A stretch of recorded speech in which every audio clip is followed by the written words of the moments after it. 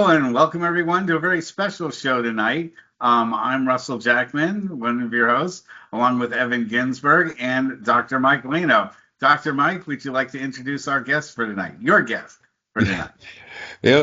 She is very, very busy. She's going to be doing a lot of things today, of course, as we've been talking about, is Earth Day. But Stephanie Powers, one of my favorite actors who stage, television, screen, and she truly was. She doesn't think it, but she was a pioneer.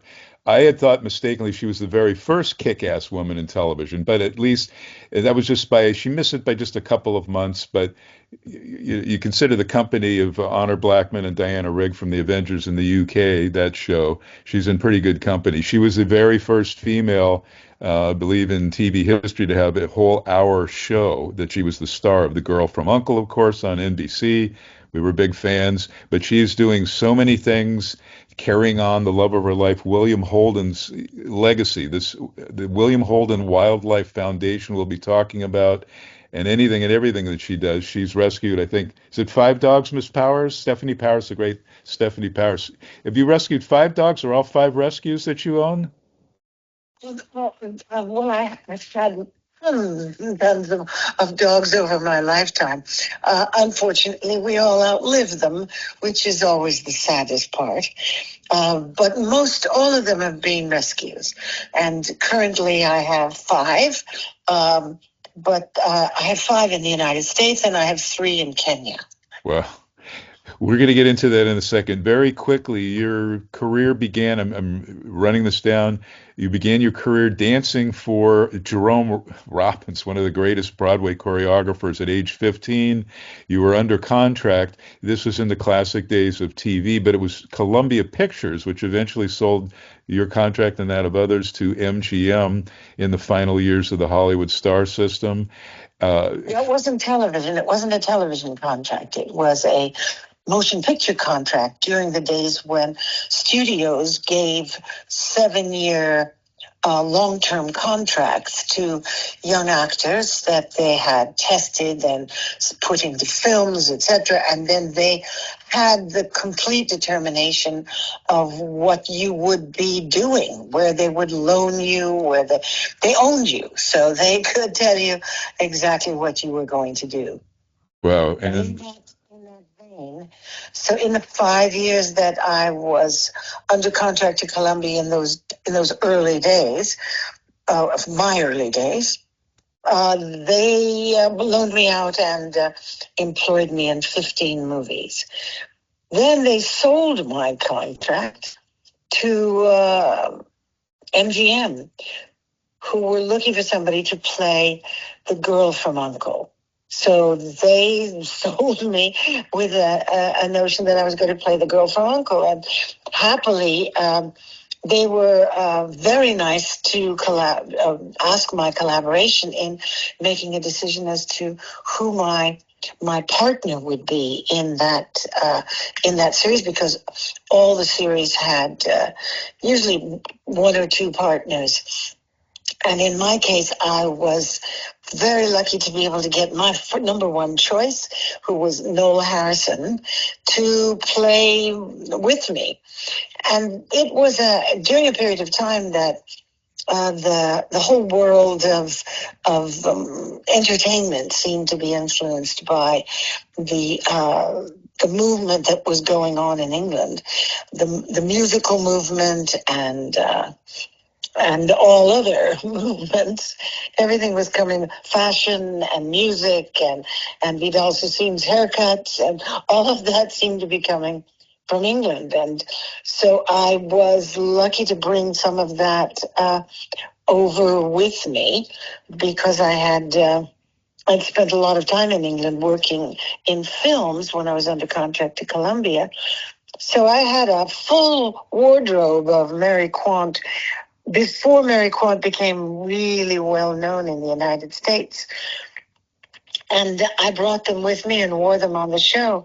So I was very lucky to be able to have that kind of collaboration.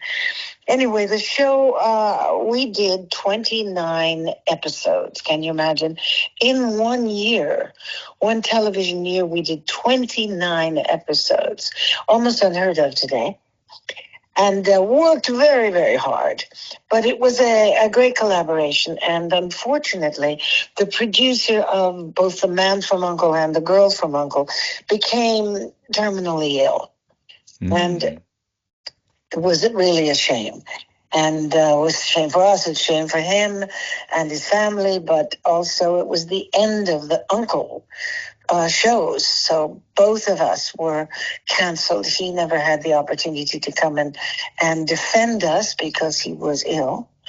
So we lost that franchise, which is a shame, as it was very enjoyable.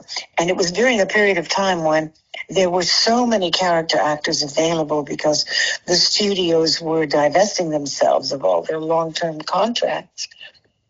And we had our choice of the most fabulous character actors, the most fabulous actors to be our guest stars. I mean, we had Boris Karloff in drag playing one of the archetype villains that we had, Mother Muffin. Yes, he was playing. And what a joy, what a treat. So it was a wonderful experience. And then when it was over, I went back to being an independent, which meant doing movies and all sorts of, there were some long-form television shows that were just beginning. And so my career took off and went on to do all sorts of things. Well, let me just throw out some names here. And another pioneering thing, I think the only other show that had a spin-off, at least on American TV, December Bride to Pete and Gladys a few years before, Girl from U.N.C.L.E. or Man from U.N.C.L.E. begat Girl from U.N.C.L.E. So there's pioneering stuff there. Some of the people that you worked with in film, let me just run this off.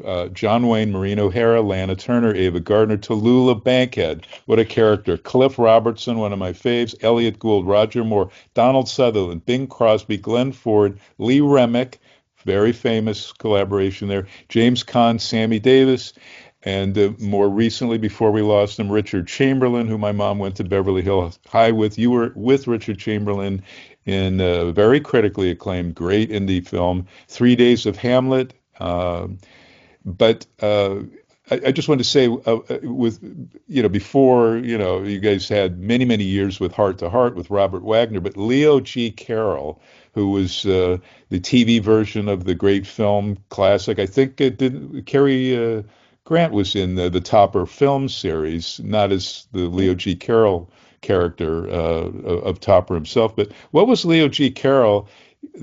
Great reactionist, and I can't say enough about how he was so entertaining in both shows. Was he? Well, tell us what your experiences with him briefly.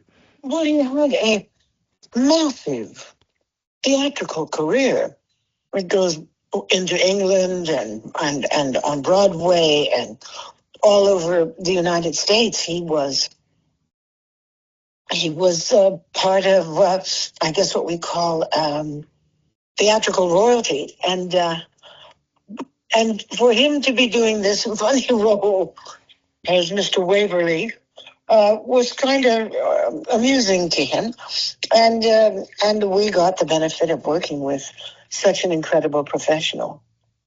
I'm going to throw to Evan in a second, but you became a member of the SAG in the 80s. It was, I don't know if it was the early 80s, producing several. No. I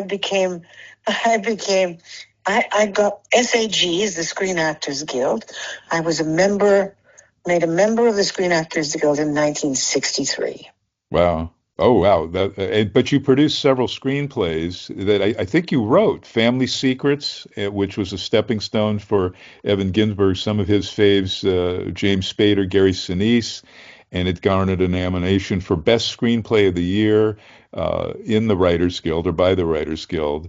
And I guess that led to, I don't know if that was your first memoir, One from the Heart, published by Robson Press, but you were quite the deal in the Writers Guild. Evan, let me throw to you. Evan Ginsberg in New York. Sure. Ms. Powers, I know you have time restrictions. Please tell us about some of the work you're doing with animals and It's beautiful that you do this. I have two rescues, kittens that were living under a car, freezing, and they're like our children. And I always tell people a cat or a dog, a rescue will enrich your life. And it's beautiful that you do what you do. Please tell everybody about your activities and how they could help as well. I think you're talking about the William Holden Wildlife Foundation. Yes, yes. So, William Holden was the great love of my life, and Bill had gone out to Kenya as a hunter in the 1950s. And in those days, the game was prolific, and there was a very active and very busy game department who made sure that that the poachers weren't around and that the game was protected so that it could be judiciously and consciously managed and culled when they were overbreeding in certain areas. And anyway, it was managed in a very different fashion. Not to say that today anybody is shirking their responsibility, but it was a very different time with a very different threat and a very different human population, which was growing around the world. So that we as a species did not become aware of conservation or the need for it or anything to do with the fact that extinction could exist in our lifetime until way into the 1980s, really, because it just simply was not in common knowledge. So Bill went out there as a hunter, fell in love with the people and the animals and the flora and fauna, the environment, and wound up buying an upcountry inn, which he and his two pals who were with him on the journey wound up creating the Mount Kenya Safari Club, which became a kind of jewel in the crown for travelers who were going to East Africa. That was 1955, I think it was. Way before people were talking about conservation. But he had a vision, and he was able to make that vision come true. He had a vision to create, of the 2,000 acres that surrounded the Mount Kenya Safari Club, the first ever game ranch for the preservation of species. There just simply wasn't one. There would eventually become game parks. But it wasn't until the 2000s that people were turning their farms into conservancies. So he was very much a visionary. I had been imbued with the value and the care and the understanding of nature and wildlife, as well as domesticated animals, by my stepfather, who bred racehorses and thoroughbred racehorses, and he imbued me with the value of taking on a life. And he did his job very well, because I've never sold a horse. Once I get one, I'm afraid I'm stuck. And I now still have 14 horses left. And I rescued one last year, who is now living the best life he could possibly have hoped for.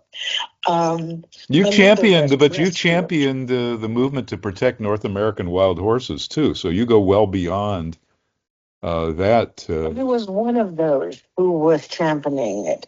We were all trying to. It was a great many people who have been fighting with the BLM, the Bureau of Land Management, to recognize that the American wild horse is in fact synonymous with the image of the United States and has a role to play as well. The wild horse is looked upon by the Bureau of Land Management as a as a piece, a pest, as something that is stealing the grasslands from the national parks, because they want to rent the national parks to cattle growers, and so that the beef can be cheaper. I mean, that's not a nice way of saying it, but that is the truth. So some of these horses are rounded up and sold off for their weight in order to be slaughtered. Mm. And they don't deserve that. So we have quite a fight, and it's been going on for many, many years. And there are lots of people who have joined the fight and are continuing the good fight. So that, I think, for anybody who's concerned about horses, please join the fight. As far as wildlife is concerned, that's what we focus on. But we focus on not only wildlife itself, but the indigenous peoples of East Africa who have the future of these animals in their hands. It's their environment. But these are, how shall I say, world heritage animals, and have never really been declared such by any world body, but certainly deserve to be. Because if we want elephants to be preserved, they have to be preserved for more things than just shooting or taking photographs of them by tourists who can afford to make the trip. Let me ask you some. Oh, I'm sorry. We need them because they are a symbol of our own beginnings. And they're much more humane to each other than we are to each other. And all you have to do is watch them for a little while. They're quite wonderful. Yeah, my wife. Let me go back to the main subject, which was that Bill, after creating this wonderful Mount Kenya game ranch, eventually collected 37 species. Unfortunately, 5 of those species are no longer visible in the wild. That shows you how fast it all happened. Today, we're facing the challenge of trying to inspire protection and preservation of not only the species, but of the land and the environments where the species can inhabit. So Bill's one thing that he wanted to do before he died was to build a wildlife education center for local people so that they might learn the value of biodiversity and why it's so crucial that we preserve it. So in his memory, I wanted something that was going to be a living memory, and we formed the William Holden Wildlife Foundation, which is a 501c3 public charity, which means any donations are tax deductible. So I hope your listeners will look at our website, find something of interest, and realize that the money is going to the right place. It's going to the place that you think it's going, and nothing is taken for overheads.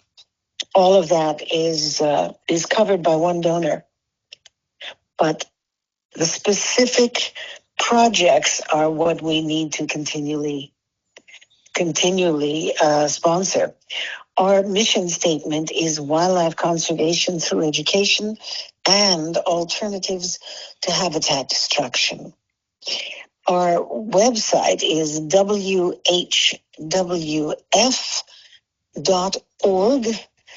and I certainly hope that your listeners will look us up.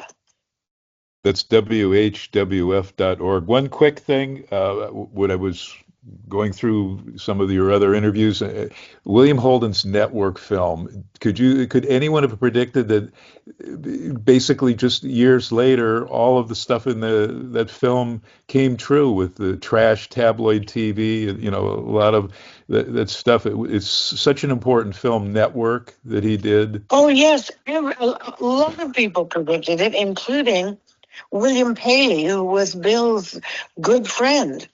And he wrote him a telegram after seeing the movie and said he considered it a documentary. This is the head of CBS, right? Well, he created out of CBS's radio network, Which they're shedding now, which is crazy. It's crazy. It's insane. Killing to think that it actually is almost 100 years that they've been in existence. And when you think about the brilliant job that they did during the Second World War and all those fabulous reporters, they weren't presenters, they were reporters. They were investigative reporters. They did Edward R. Murrow, Walter Cronkite, all of these brilliant names that created the network, which is, this brilliant network of reporters that was CBS News. It was the granddaddy of all the news reporters. And now it's going. It's really criminal. Well, beloved actor and just an amazing humanitarian. So WHWF.org, are there, before we let you go, and Russ, I'm sorry I didn't get you in, unless you've got something quick, can you plug, is there anything else you'd like to plug and send folks to help with your causes, your many causes, all these things you do to help the planet? Oh, I'm just grateful that you've given me an opportunity to speak to people. I hope they will look at and become involved in our effort or somebody's effort or anybody's effort in helping to preserve this planet. It's not just me, and it's not just what we're doing. There's so much work to do, and since it's all our fault, don't you think we should accept the responsibility of trying to do something about it? Yes. Yes. I mean, it does make sense, doesn't it? So we have William Holden Wildlife Foundation. That's WHWF.org. Do you have any sites for helping horses? Because, these are beautiful creatures. It's abhorrent that anything negative would happen to our horses or donkeys or mules or, any of these very sensitive creatures. That's right. I think depending upon where you are in the United States, you can look up local efforts that are trying to help preserve species, whether it's the iconic North American wild horse that we use as our great symbol. We use it as a Mustang car name, and yet we don't do enough to protect them. I think there's a great deal to be able to do and get involved with. And you can look up the Bureau of Land Management and see what it is their position is on horses.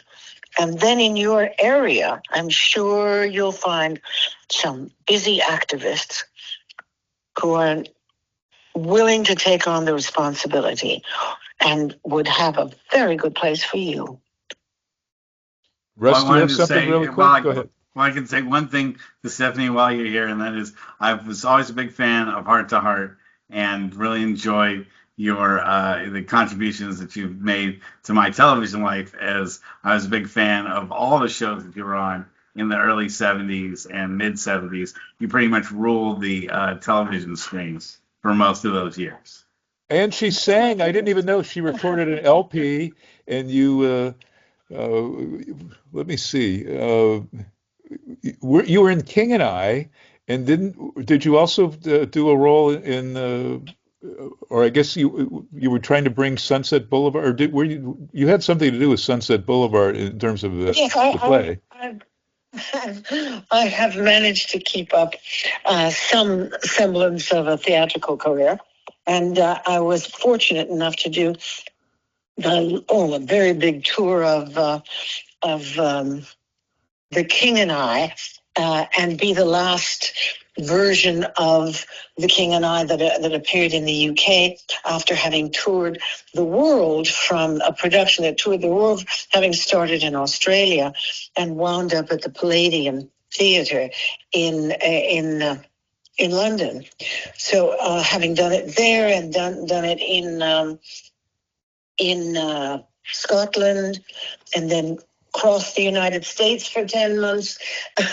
That was a wonderful, wonderful experience. It's one of the great shows of all time. And you were in the Royal Shakespeare Company in 2012 on Golden Pond. You did your one-woman show, Heart of My Heart, which was a tribute to really all the contributions and lyrics of Lauren's Heart at the Hippodrome. Wow. I mean, thank you for everything you do, both on an entertainment level, but more importantly, on a global conservation level that we're so greatly in need. So again, the William Holden Wildlife Foundation. So go to WHWF.org. And Ms. Powers, with that, we'll let you go unless you want to add anything. No, I thank you very much once again. Thank you for allowing me to speak with your audience. Thank you so much. Much respect. Thank you. Cheers. Bye-bye. Bye-bye. Thank you. All right, lads. Guys, before we divulge to other topics, I just want to say Bite-A-Wee is a great organization, helps dogs and cats, and I'll give a shout out to Grateful Dog Rescue, which is where we got Chance, who turns 11 on next week at the. Is your dog there, Russ? We never see your dog. Where is Well, I have a background going, but yeah, fortunately, he's hanging out with my daughter. He more or less hangs out with her unless she's not home, and then he comes up and bugs me and says, "Where's Jane?" And before we go on to wrestling and everything else, Linda Blair, worldheart.org. Linda Blair's devoted a huge portion of her life to helping animals. A good friend of mine has been involved with that. And there's an alley cat rescue, which I could relate to because my cats were living under a car. And like I said before, I love them like children. They've really enriched my life. And I hope people will, consider bringing a dog or a cat or whatever animal into their loving homes and making them family, because and I implore everyone not to go to a breeder. There's so many animals that need to be housed that are in ASPCA or other, unfortunately, kill shelters that will, if they don't get an owner in time, be put to death. And Chance could have been in that same situation, and he was lucky to get a second chance, and that's why he's here with us. And let me just say something else. When you live with animals, and I'm in a one-bedroom, 820 square foot apartment, animals love you. You could see when they're happy, when they're scared, when they're excited. They have feelings. It's a cat has the IQ of a 2 or 3 year old child. Anytime we bring anything new into the apartment, a box, anything, these cats are checking it out. They're aware. They're intelligent. Yeah, no, there's tremendous value in having a pet for comedy relief. So you have something you can, break up the conversation with and always focus it on the dog or the cat. The other thing is, and people may not be aware, when you pet an animal, it's like a form of meditation. Your blood pressure is lowering. As they get relaxed, you get relaxed, and it's just, it's a beautiful thing.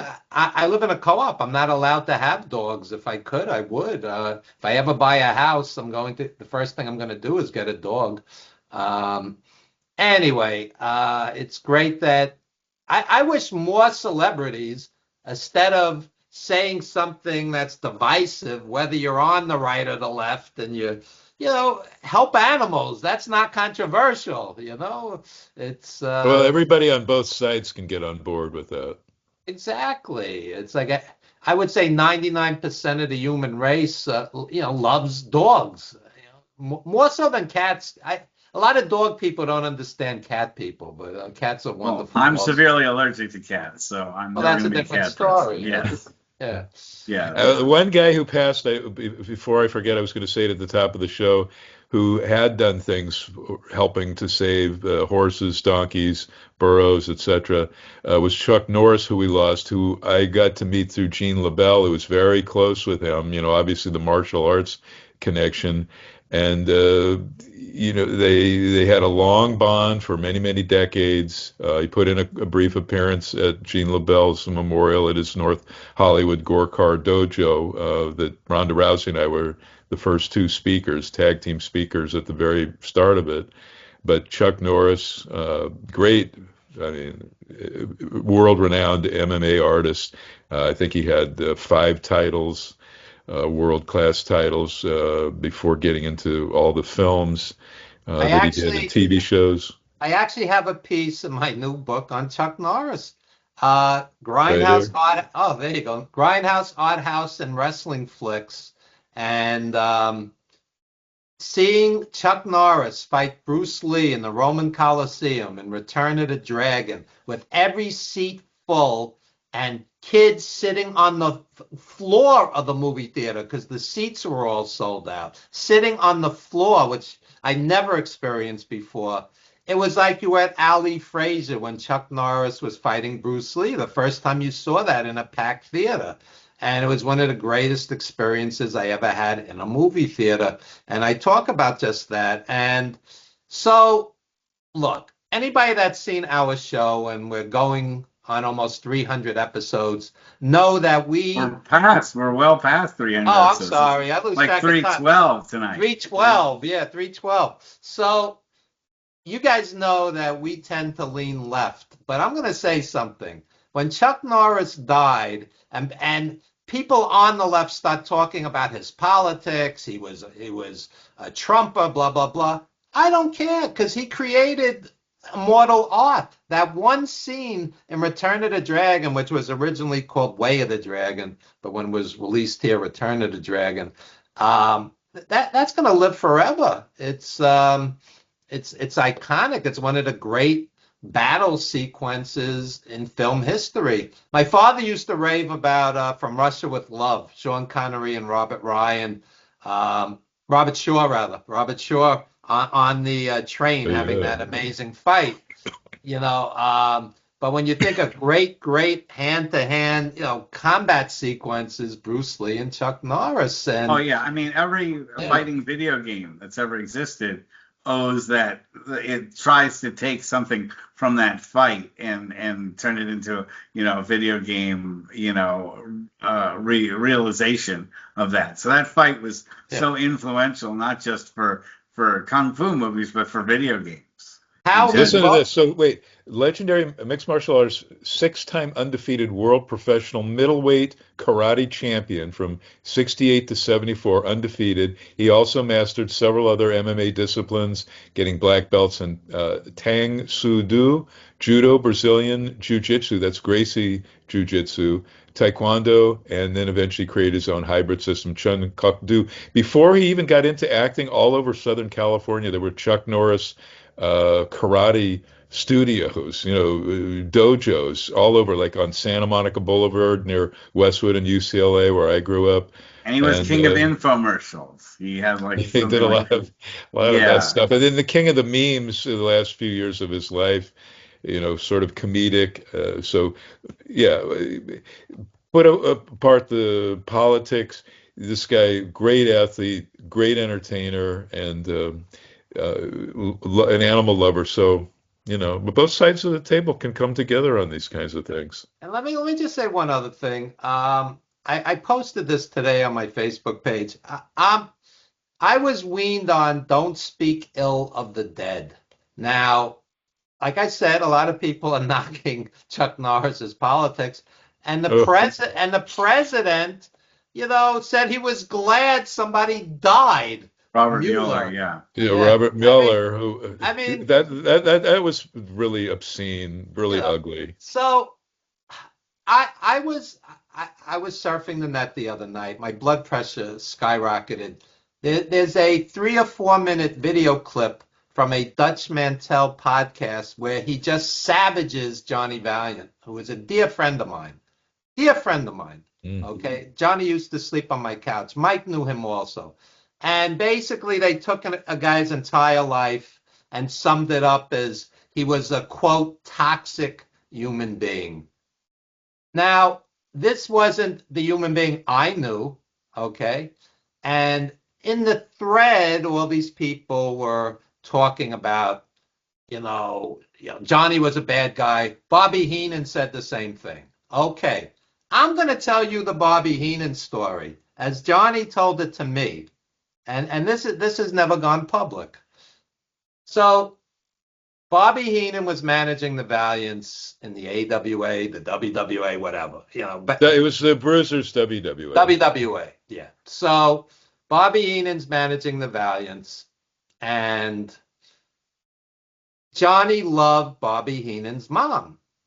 Bobby Heenan's mom used to feed them and take care of them, and she was a great woman. So all of a sudden, Heenan's mom is in the hospital, and Johnny went to visit her because he loved Heenan's mom. Now, anybody that knows Johnny, he was a joker. He was a stand-up comedian. He was, so Heenan says to Bobby, Heenan says to Johnny, thanks, Johnny, for coming to visit my mom. I really appreciate it. And Johnny says, as a joke, he told me this story. He says, as a joke, he says to Heenan, oh, I was just here to bum a ride from you to the airport. And Heenan took this literally and held a grudge against him like the rest of his life. And on every shoot interview, Heenan's trashing Johnny. So, obviously a lot more people are going to watch Heenan shoot interviews than watch me defending Johnny. But I'm just putting it out there for whoever watches this. That you guys were close for decades, you and Johnny. Johnny used to sleep on my couch. We were on the road together. I was his shoot manager for the comedy appearances, the indie appearances, the autograph signings, etc. And was Johnny flawless? No. Am I flawless? No. Is anybody flawless? No. But he was not toxic. So one guy on the thread says Johnny getting hit by that car was karma. Now that's terrible. That's bullshit. That was bullshit. That was one of the worst nights of my life. One of the worst. That is classless. Yeah. I felt like I was hit by a car that night. So well, remember the online wrestling community or the internet wrestling community, as Bubba Ray Bully Dudley calls it, very toxic and led to Hana Kimura in Japan committing suicide. And it really, you see the way they attack Charlotte Flair, Ashley Flair. And, our friend Vicky Venuta. Yeah. She gets a lot of flack.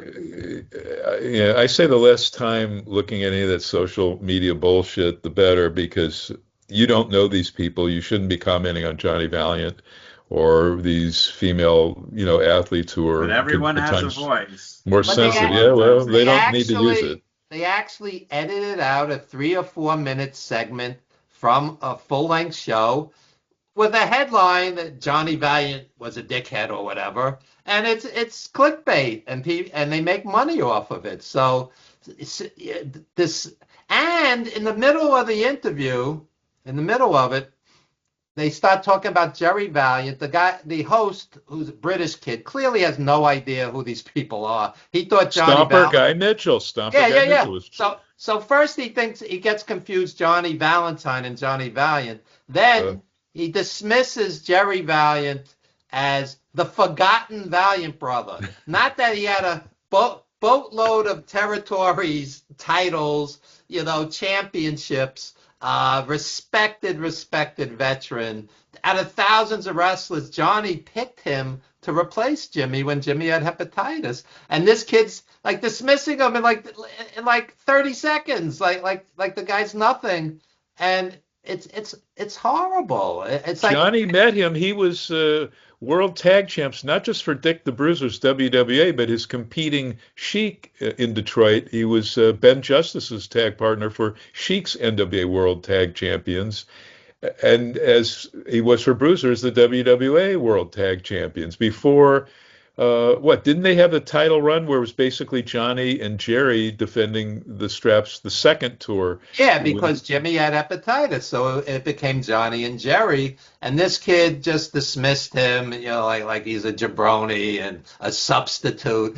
This guy headlined all throughout the territories. He had belts everywhere. Oh, in Australia, he had many Japan tours for Baba. Exactly. So So shifting gears for a second, yeah. let's talk about the unfortunate death of Dennis Condrey. Oh, Some of the That's best also nights right. of my life was seeing the Midnight Express live. I consider them the greatest tag team of all time. When I said that, somebody corrected me and said Patterson and Stevens, Bockwinkel and Stevens.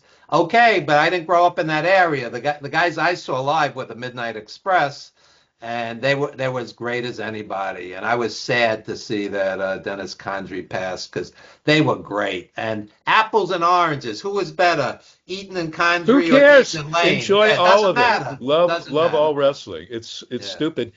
At the very first WrestleCon that Rob Russin brought me in, but it was basically Mike Buccioli's High Spots put that on Tampa 2005, and they had a six-man on this huge card. It was way overbooked with legends, like 105 legends before Nick Bockwinkel and I invited Bobby Heenan and Pat Patterson to lunch, and then we brought them in. They weren't even billed on it or got paid. They just came in, and they were overwhelmed, signed some autographs, got the hell out of there. But all three Midnights, managed by Jim Cornette, were in a six-man that I forget who they opposed, but so you had Condrey, Stan Lane, Bobby Eaton. It was magic, the three of them, and the stuff I shot prior to that, in '80s NWA with the original Midnights, and then later on when Stan Lane replaced him. I forget why Dennis left the team. Why did he leave?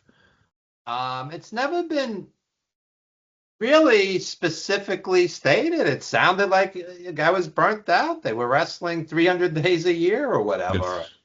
I mean, Well, encapsulated by your film 350 Days, you can see that.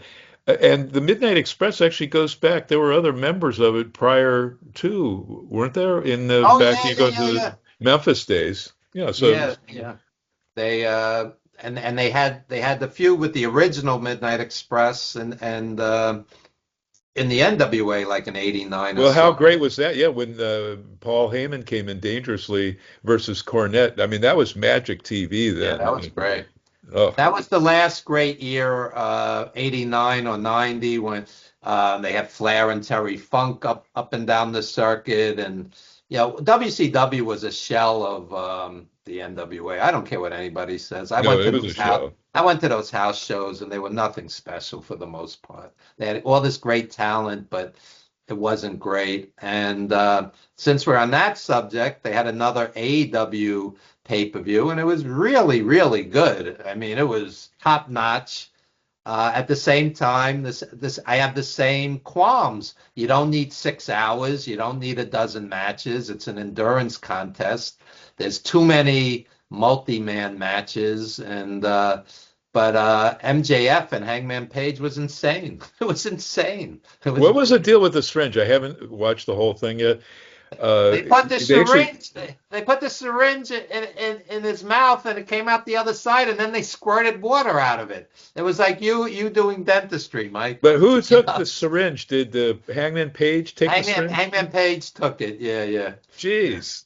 I mean, I thought it was brutal. His thing with Swerve, that particular match that was off the charts, drinking another guy's blood, all of that. They squirted the water after it came out his cheek. So then they cut the fans, and they looked like they were going to throw up. So it actually worked very effectively. Well, I hope that syringe came out of you open the pack, so it's sterile, at least when it came out of there. Yeah. Well, yeah, totally sterilized.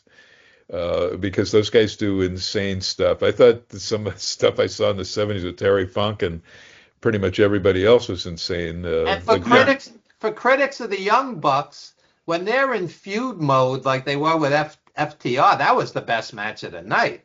You know, when they're not playing around with the 37 super kicks, when they're like in serious, blood and guts feud wrestling mode, the Young Bucks are great. I don't care what anybody says. Yep. But they shouldn't put the best match on first. That was the first match on the main card. And then 90% of the matches afterwards don't touch it. It makes it feel unbalanced, the whole You show. got to build to the main event. I never understood getting the main event over with early, because then no other match on the show measures up to it. If you can build towards have the undercard be, some squash matches, then, you get to maybe the mid card where you have a pretty good match before intermission. Right after intermission, you have a good match. Then maybe a couple of mediocre matches then lead to the main event. That's how I always liked booking something, where there's kind of like. Well, the school of thought now is you open hot and you close hot. So you have your two best matches at the beginning. Keep that going all the time. But I go to AEW pay-per-views, and that opening match isn't the opening match because you've had 3 or 4 matches on the pre-show. So that's the 4th or 5th match. So you've already been there an hour and a half. Yeah, you're asking a lot from your audience. It's a long. Here's what happens. Okay, you're sitting there and you see one good and very good match after another, but you're 4, 5, 6 hours into it until the next great match comes on. You don't get that energy burst because it's just too long. And I don't understand. Tony Khan wants like every single person on the roster on these shows, and it's overkill. It's really overkill. It's We've been saying that for years too. Well, I mean, they're doing good business, and they sold the place out. They had $1 million gate and good pay-per-view numbers. So I guess it works for that fan base. But for a jaded old school fan, just seeing a good and very good match 4, 5, 6 hours into it, it leaves I do something. wonder how these matches will be viewed historically. It's one Great thing. Is great. Great is great. It doesn't matter what era, But if it's great. That every show has 10 matches worth of schlock and 1 match worth watching. Whereas when you go to an old time, NWA show, you go to an older time WWE show, you see maybe like 5 good matches or 6. I would say an AEW pay-per-view does not touch a NWA Crockett 1980s house show. House show. I'm not talking Starrcade. When you went to Philadelphia and you had Flair on top, Midnight Express, Rock and Roll Express, 4 Horsemen, the Russians, Road Warriors. Road Warriors. You had WWF main eventers mid-card like Superstar Graham and Jimmy Valiant. Low on the card, you had Rick Rude and guys like this, Manny Fernandez. Low on the card. So, those were unbelievable shows. And ditto Ring of Honor in the 2000s, where you had Bryan Danielson and Nigel McGuinness on top, and you had Claudio and Kevin Steen and Morishima, all the top Japanese guys. I think those house shows at the Manhattan Center were better than most AEW pay-per-views. But it's a long time ago already. Some of the people never experienced it, or they've forgotten. But I'm not knocking AEW pay-per-views. They'll give you your $40. No, they deliver. Yeah, they give you. I think that's what Tony tries to do. He tries to deliver big-time bang for your buck, whereas, a lot of WWE events. Now this looks like it's going to be a pretty exciting 2 nights of WrestleMania. If everything is put into play, you've got lots of interesting stories, and fine, that's great. But more often, I think, I mean, AEW is delivering like pay-per-view TV quite a bit. The only qualm I have is the Dynamite after the big pay-per-view in LA here is. You need maybe to continue those storylines. Don't just jump to the newest thing. Also, AEW has a problem with some of its finishes. They still really love to have the screwed finish, the screw over finish, the run-ins, the. I don't think there was Evan. There weren't any screw finishes There were definitive finishes on that pay-per-view. That For the pay-per-view is for pretty the massive. most part, there's always one or two, but less so than in the past, which is progress. But I I don't know. When they just slap six guys together, eight guys, 10 guys, it doesn't do much for me. No, there's no storyline. Yeah, that's just spot, spot, spot, spot. And I always go back to Okada as a shell of what he was in New Japan, and there he is with six other guys. And it's not the way you want to see somebody of that stature. But all in all, it was an excellent pay-per-view, and it blew away WWE's last pay-per-view. And and it's a fraction of the price. If you want to sit a little high up, it's affordable. I mean, they're getting 900. Have you seen the bucks. signs at AEW? People are saying didn't have to mortgage the house to come here. A shot at WWE. Yeah, we have a pay-per-view coming up the end of May, Double or Nothing. And on top, it's reasonable. You can get in for 40, 50 bucks or whatever. I mean, I'm not going to spend $900 ringside or $600 ringside or whatever they're getting, but you're not locking out a large portion of your fan base like WWE has been doing. The cheapest ticket for Raw at Madison Square Garden next week is $122 on top. So if you're Russ and you have a wife and two kids, you're $500 into it before you walked out the door. Thank God my wife and kids would pay me $500 not to take them. I'm just saying, there's plenty of families where in the past the parents and the kids would go. It's $500 plus parking, food, gimmicks. No, TKO has said they don't care about that anymore. They don't care about families. They don't care about kids. And eventually they're going to lose a generation of fans, because it's just going to be older fans that have money, and newer fans are not going to. It'll come around to bite them in the butt. Wrestling is cyclical, and attendance will drop. It just can't support those prices, nor is it fair to, diehard fans. I don't think poor Georgianne Macropolis, she couldn't have afforded some of these crazy prices for tickets. No, there are probably a lot of wrestling fans, probably a majority of wrestling fans out today have never seen a live match. And they may not. NXT is coming to New York, and they have $50 tickets. But to me, it's almost like minor league baseball. It's not the same level of. Women's division is excellent. Yeah, I think you can get a good show in for $50. I think that's a fair. It'd be not for NXT. It should be more like 30. But I could say if they were good seats for 50, I wouldn't be like shocked or say. Well, the venue's much smaller, so there's no bad seats. You could be in the last row. Totally diverging from this, I saw last night Michael Feinstein, the singer. Oh, yeah. Really excellent. I was pleasantly surprised because I'm more an R&B blues guy. And the guy's great performer. That's good. Before I've got to go, guys. Before or did he have any special guests? Did anybody join him, or was it just basically him on piano? No, he had a jazz trio from Carnegie Hall jazz group, and it was just him, and it was a tribute to Tony Bennett, so he did all of Tony Bennett's big hits. And speaking of expenses, if you want to see great shows that are reasonable, check your local colleges, because they're nonprofit, so that they don't bleed the audience. You could get into these shows $30, $40, $50 to $100. You're not mortgaging your house to see a good concert, and the venues are reasonably small where every seat is good. So it's like a running theme these days. People go, I can't afford to go.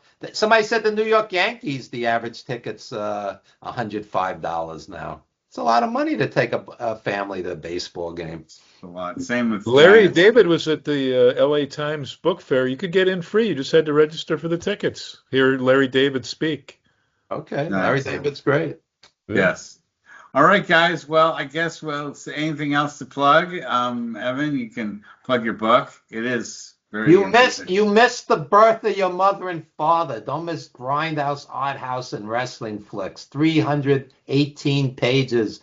If you love wrestlers in movies, wrestling films, El Santo, Blue Demon, and Grindhouse, Odd House, Indies. The whole book is like a love ode to movies. The greatest experiences going to movie theaters, back when people actually went to movie theaters, seeing Halloween, seeing Rocky Horror, seeing Eraserhead at midnight. That was surreal. Movie yeah. going. What Movie about going. Your first time seeing Pink Flamingos when you had no idea what was going to happen at the Yeah, end? Pink Flamingos is nuts. Yeah. So seeing films in theaters. Sometimes I go to the movie theater now. I have Regal Unlimited. I'm the only person in the theater, like a matinee. It's like they did a private screening for me. Like nobody comes out. I'm worried these theaters are all going to shut down eventually. Yeah. Well, they'll have to Yeah, find that someone was it. some way else to make money. They're gonna have to put on other events or something like that. Well, they make money off the concessions. When you actually buy the ticket now, they go, would you like a $10 popcorn? Would you like a $20 combo? They make the money off the food because there's Yeah. no. If there's 20 people in the theater at any given time, it's a lot, unless it's a smash hit, which is rare. Yeah. No, one thing before I go to Stephanie Powers was having trouble with her computer, but uh, it was kind of a big deal, having her on. So we'll see what the reaction is. And she didn't get to her thoughts on boxing too. So I think she does like some MMA and some fighting sports. But Well, she wants to come back on the show again. Maybe I'll get to ask her a question next time. Yeah. we were running hard because we started 10 I only minutes asked late, and one we still had to get question. her out. Yeah, still had to get her out by the end. Well, So that we was lost tight. 10 minutes of a half-hour planned interview. Yeah, that was So- tight. And Mike, All right, guys. Mike did the Well- most research. We'll see everyone next week, and we'll have a great show then. Thanks, everyone. See you again. Good night. Good night, everybody.